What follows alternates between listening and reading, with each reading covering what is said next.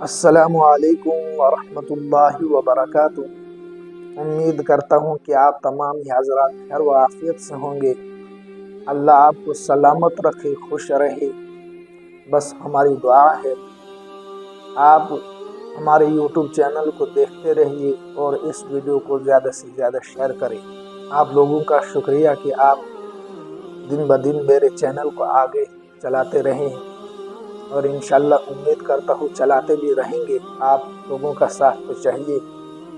بہرحال آج جس موضوع پر ہم بات کرنے والے ہیں وہ موضوع ہے وضو کے فرائض۔ انشاءاللہ ہم اسی طریقے سے ہر ویڈیو جیسے وضو کی سنتیں، تمام سنتیں آپ کے پاس لائیں گے، جس طریقے سے ہمارا بھی فائدہ ہو، آپ کا بھی فائدہ ہو، ہمارے جو بچے ہیں یعنی وہ کچھ سیکھ پائیں، جن بچوں کو مکتب میں یہ سبق وغیرہ ملتا ہے۔ چلیے بنا بات کریے ویڈیو کو شروع کرتے ہیں۔ وضو کے فرائض۔